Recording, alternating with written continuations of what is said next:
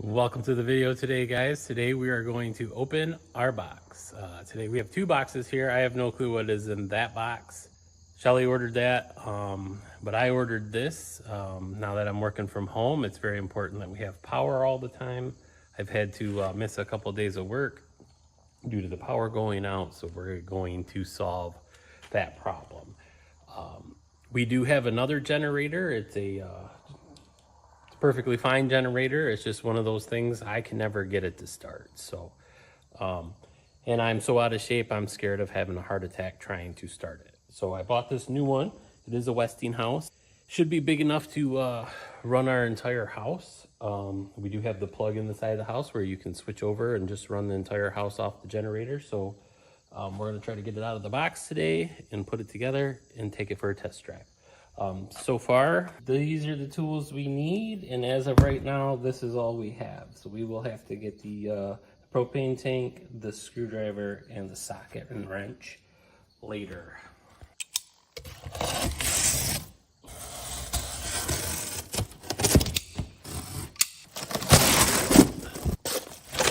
And it's nice, they put a sticker on there right here to tell you that surface is hot.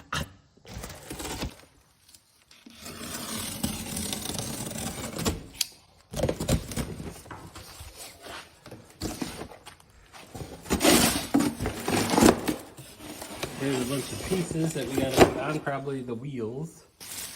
It's got a little over 6.5 gallon gas tank. We are not planning on using gas. We are only planning on using propane. Look at that, it even comes with a key fob.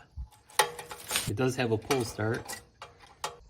And this thing is heavy. I think it says it weighs 200 pounds. So, I mean, it weighs almost as much as I do. I'm still heavier though. Maybe once you put gas in it, I would be lighter. But it is a beast. But the good news is it does come with wheels. We just have to get it on there, and it does come with a little battery so that you can just push a button to start it, so you don't have to work real hard. And hopefully, because we'll be using propane, it will start right up every time instead of you know how gas goes bad and sometimes they don't like to start. But it does have the little regulator on it right here for the propane. So I'll get the plastic off and then we'll get the wheels put on it and see if we can get it to run. And what else comes with it? Well, it appears it comes with a trickle charger to keep the battery charged up. At least I believe that's what it is. I haven't read the instructions yet, but this is one of those things you can plug into the wall and it'll make sure your battery is charged fully, so it'll actually be charged up when you try to start the generator. Also in the big box is the big old wheels. Look at them fresh wheels. And then you have some engine oil. And we have some straps, it looks like. Kickstand. And then also the regulator part that hooks to the propane tank. Ooh, and it even comes with a little funnel too, so you don't make a huge mess when you dump the oil in it. A Westinghouse toolkit. That's probably to change the spark plug. Let's see if that's what that is, if that's a spark plug wrench. Yep. Totally a spark plug wrench. And here's the little footrest for the front, for the opposite side of the wheels. And then the little bag of parts to attach everything.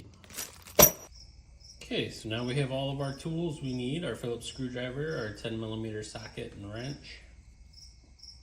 The only thing we're missing is the propane tank still, but we'll get that later today. As far as putting the wheels on, you have these three parts: the pin, the washer, and the, I don't know what they call this, the axle pin is what they call that. And then you're gonna put it right on this little thing here, so we just gotta lift it up a little bit, put this through the wheel. And then the washer goes on the back side.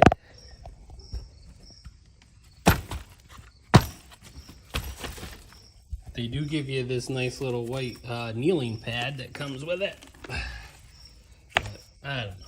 Everything's got to be tougher than it needs to be. So like that doesn't even go through the... So in the instructions, I normally don't look at these, but I did for this project. It looks like the axle pin is supposed to go from the outside in, but as you can see, when we try to do that, it does not fit far enough to get the pin and the washer on there. So my guess is it's supposed to go on like this, and then you put the washer and the pin on the outside, which makes sense because that would be easier to get the axle pin out. So that's how we're going to do it. Well, with the second wheel, I tried to do both wheels. You can see it does fit pretty flat in there. But on this wheel, it must have gotten smashed or twisted or something. As you can see, there's a little bit of damage on that part of the wheel.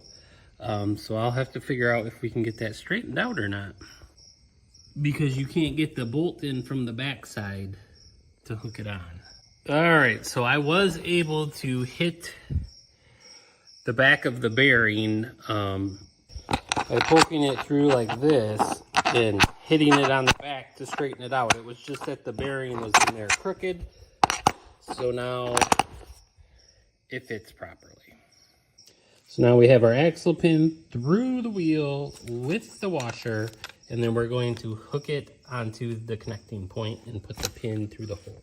So now we have the wheel on. Put the pin through the hole, and one wheel is on. That looks pretty snazzy.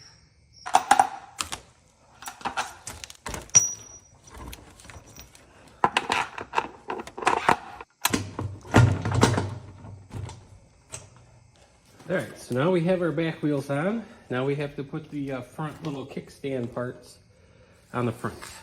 So for this part, we're gonna put it up on its side. Then we'll attach the foot pegs. So we've already attached one, we're gonna attach the other.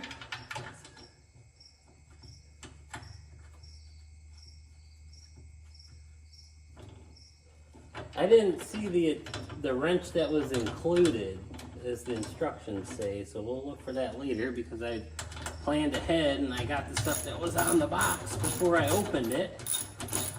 But you probably could use a impact driver if you wanted to and speed this process up a little bit.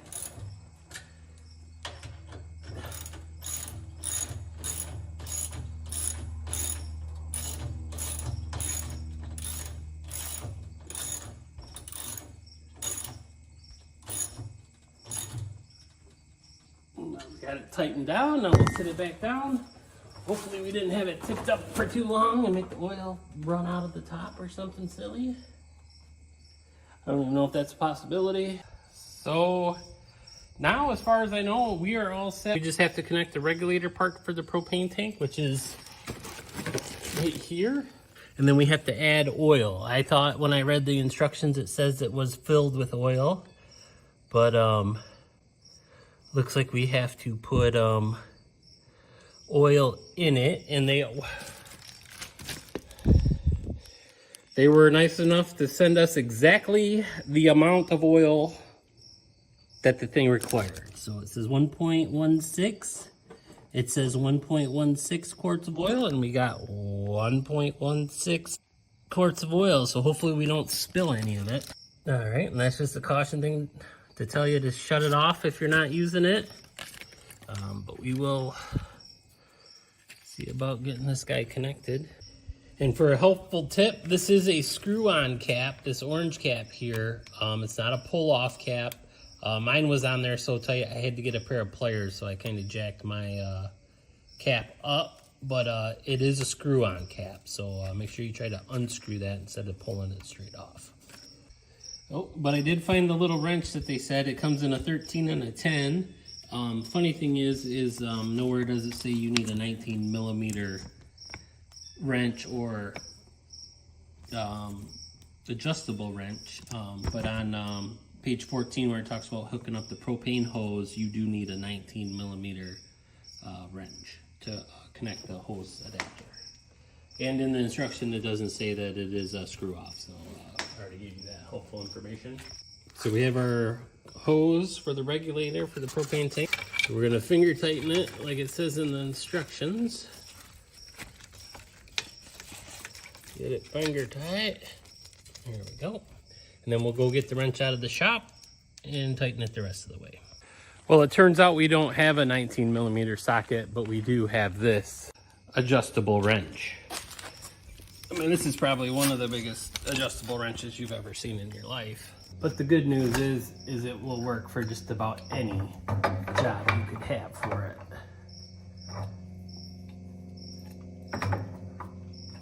So we're just gonna snug it down like it says in the instructions.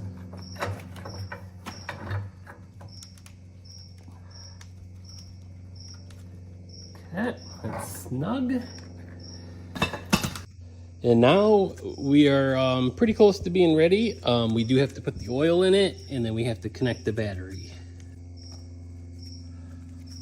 Stop, cat. So it does take 4-stroke small engine oil, and we are going to get it pouring in there. Hopefully not spill any of it. It's gonna do a nice, slow, steady stream. And then we'll keep an eye on it. I'll watch the funnel part. You guys watch the bottom part. Let me know if any's spilling out.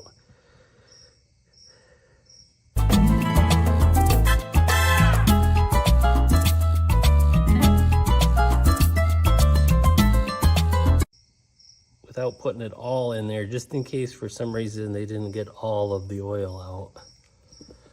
Because supposedly they test run them at the factory. But you never know. Yep, still needs more oil.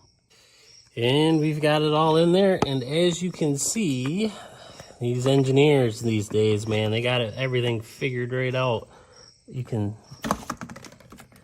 see the oil in there. So you can see it's right up to the top, and I guess that's how you should know. I mean, the dipstick's not very long. You can probably see inside of that thing as far as the oil. As far as the dipstick reaches. So you kind of want to be able to see the oil, I guess, is the meaning of this. So we'll get that screwed back on. All right, so now we got all of our stuff connected. The only thing we need to do is get our propane tank still. I guess we should see if the battery is charged up or if we need to charge it. So let's see if it lights up. Looks like it does light up. So that's a good sign that it's charged up. So one thing I do want to point out is as far as the numbers on the side of how many watts and stuff you'll get, the difference between the two different types of fuel, the gas and the propane, are labeled right on it. I believe the generator we have right now is like 5,500 or 6,500 or something like that. So we wanted to use propane, so we wanted to make sure our generator was that big. If for some reason we need more power, we can just put gas in it. But like I said, we are hoping to just use the propane tanks. And then also another feature is there is a handle right here that you can pull out. Seems like it's super handy. So we're gonna roll it off the cardboard. And it's not as heavy if you're trying to move it with that handle as it is if you're just trying to pick it up and scoot it. So glad it came with wheels.